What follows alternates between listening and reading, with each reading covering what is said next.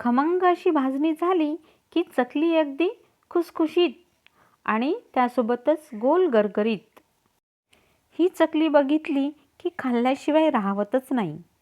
भाजणीचे योग्य प्रमाण, ट्रिक्स आणि सोबतच टिप्ससुद्धा।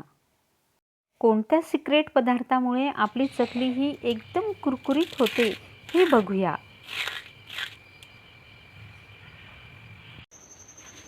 नमस्कार, अमरावती तडकामध्ये आपल्या सर्वांचं खूप खूप स्वागत आहे। व्हिडिओ आवडल्यास व्हिडिओला लाईक करा, शेअर करा, सबस्क्राईब करा। कॉर्नरला बेल आयकॉन आहे त्याला टच करा, म्हणजे यासारखे नवनवीन व्हिडिओ तुम्हाला खूप लवकरात लवकर आणि खूप सोप्या पद्धतीने पाहायला मिळतील। तर चला मग आजच्या रेसिपीकडे वळूया। इथे मला 2 किलोची भाजणी तयार करायची आहे। त्यासाठी मी 1 किलो तांदूळ घेतले आहे। तांदूळ हा साधारणच हवा या चकलीसाठी, कारण ह्या चकल्या अगदी कुरकुरीत आणि जशा आपल्याला पाहिजे तशा बनतात। जर आपल्याला खुसखुशीत पाहिजे तर तशाही बनतात। 1 किलो तांदूळासाठी अर्धा किलो इथे चणा डाळ घेतलेली आहे मी।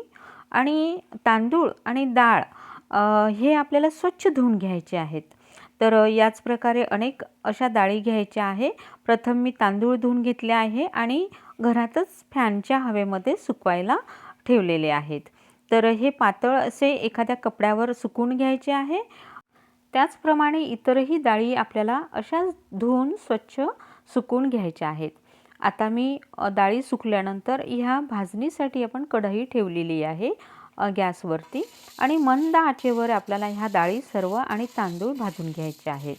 तर मीडियम फ्लेमवरती आता मी ही चणा डाळ भाजून घेते आहे। साधारणतः याला 7 ते 8 मिनिट लागतात।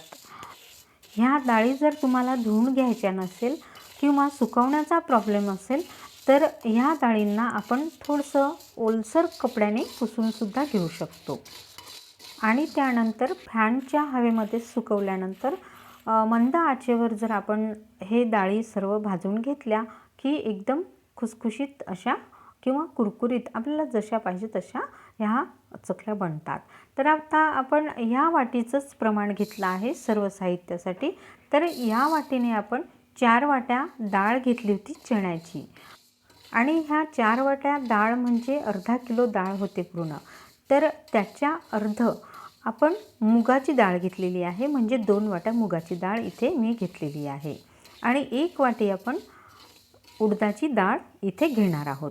तर उडदाची पण डाळ मी इथे 1 वाटी घेतलेली आहे। असंच करत आपल्याला अर्ध अर्ध करत घ्यायचं आहे। तर तांदूळाचं जे प्रमाण आहे हे ज्यांच्याकडे 1 किलो वगैरे असं मोजण्यासाठी नसेल त्यांनी 8 वाट्या तांदूळ घ्यायचे आहे, 4 वाट्या चण्याची डाळ घ्यायची आहे, आणि मग अर्ध अर्ध करत आपण बाकीच्या पण डाळी अशाच प्रकारे घ्यायच्या आहे। तर इथे मी आता तांदूळ घेतले आहे भाजण्याकरिता। तांदूळाला पण आपण मीडियम फ्लेमवर असंच भाजून घेणार आहोत। पण चकलीची भाजणी करण्याकरिता हे सर्व साहित्य जे आहे आपण भाजणी बनवतो ती अगदी मीडियम फ्लेमवर भाजायची आहे, हळूवारपणे। खूप घाई वगैरे करायची नाही किंवा काळपट रंग येईल असंही भाजायचं नाही आहे। तर आता इथे आपलं डाळ आणि तांदूळ, चण्याची डाळ, मुगाची डाळ आणि तांदूळ हे झालेले आहे। त्यावरती मी ही उडदाची पण डाळ भाजलेली घातलेली आहे। आता यानंतर आपण इथे घेतला आहे 1 वाटी साबुदाणा। तर बाकीचे साहित्य जरी आपण अर्ध अर्ध करत आणलेलं आहे तरी 2 किलोसाठी 1 वाटी साबुदाणा जो आहे हा सफिशियंट आहे। तर 1 वाटी साबुदाण्याला आपण छान असंच मीडियम फ्लेमवरती भाजून घेणार आहोत।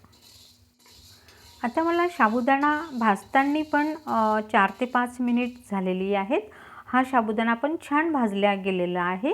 हा साबुदाणा पण आपण यावरती काढून घेऊया। आता यानंतर आपण इथे धणे घेतलेले आहे 1 वाटी। तर हे धणे पण आपण इथे मीडियम फ्लेमवरती छान भाजून घेऊया। आणि यानंतर धणे भाजल्यानंतर आपण घेणार आहोत पोहे। जाड पोहे घ्यायचे आहे आपल्याला, आणि ते 2 वाटी घ्यायचे आहे। तर 2 वाटी इथे पोहे घेतलेले आहे। हे पण आपण मीडियम फ्लेमवरती छान भाजून घेऊ 4 ते 5 मिनिट। पोह्याचा पण कलर वगैरे बदलायला नको, पण आवाज असा छान कुरकुरीत आला पाहिजे। यावरतीच मी हे धणे पण भाजलेले घातलेले आहेत। आता ही भाजणी आपली गिरणीवरती देण्यासाठी रेडी आहे. पण ते पीठ दळून आल्यानंतर आपण त्यामध्ये आणखी काय घालणार आहोत तर ते बघायचं आहे. इथे अर्ध वाटी सोप घेतलेली आहे. ती पण मंद आचेवर आपल्याला छान अशी भाजून घ्यायची आहे 2 ते 3 मिनिट. त्यानंतर आपण अर्ध वाटी जिरं पण घेणार आहोत आणि हे दोन्ही मिक्स करून आपण घरीच मिक्सरमधून बारीक करून घेणार आहोत. तर हे मी पीठ दळून आणलेलं आहे गिरणीमधून. या वाटीने मी हे पीठ 5 वाट्या घेतलेलं आहे. 2 किलोमधून 5 वाट्या आपण इथे घेतलेलं आहे. तर याच वाटीने आपण पाणी पण घेणार आहोत.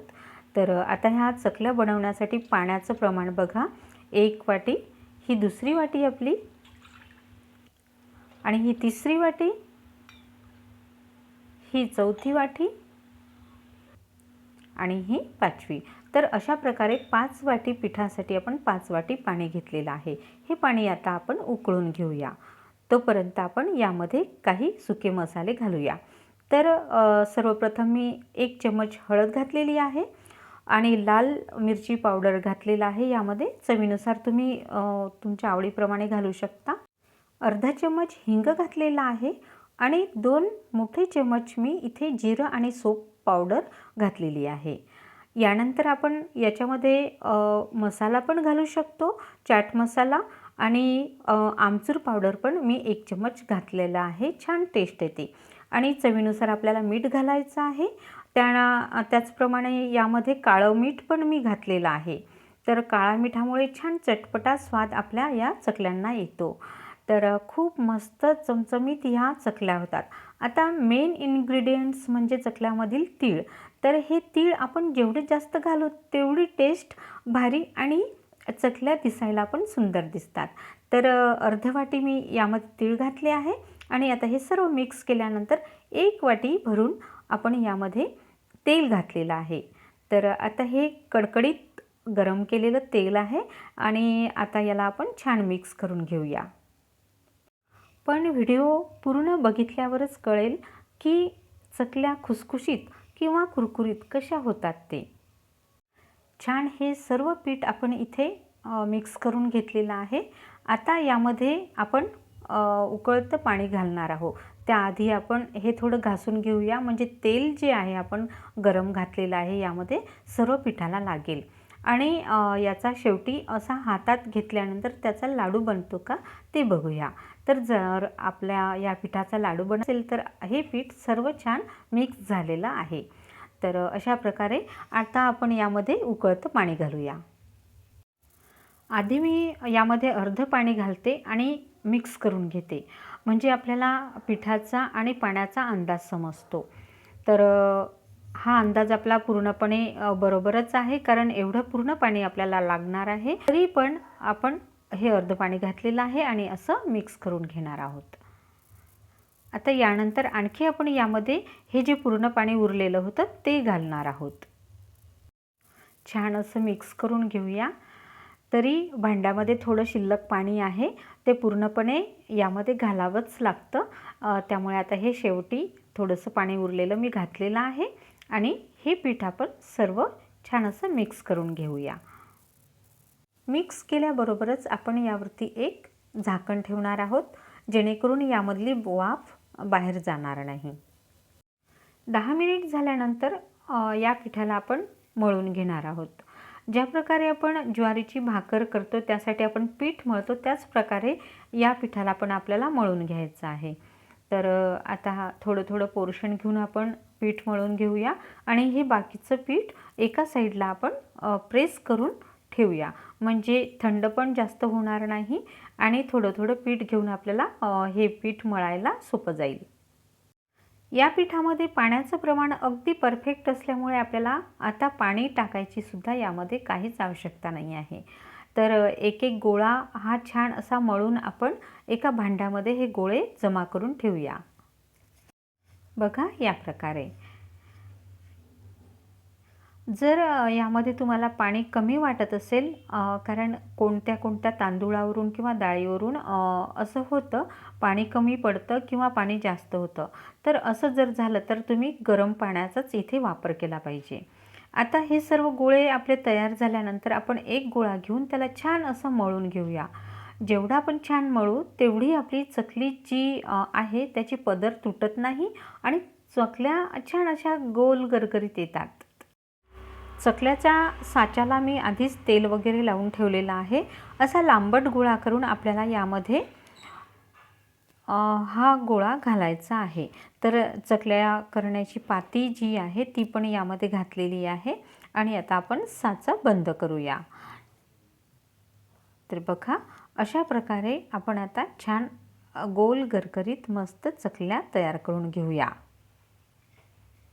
ज्या ताटामध्ये आपण चकल्या करणार आहोत त्या ताटाला पण आपण थोडं तेल लावून घेतलेलं आहे. बघा या प्रकारे आपण ह्या सर्व चकल्या करून घेतलेल्या आहे.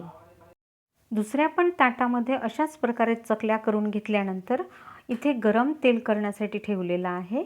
तर तेल खूप आपल्याला असं कडकडीत करून घ्यायचं नाही आहे. तर साधारण गरम तेल झाल्यानंतर आपण त्यामध्ये एक एक चकली करून सोडणार आहोत. आणि मुख्य म्हणजे गॅसची फ्लेम जी आहे ही आपल्याला मीडियमच ठेवायची आहे.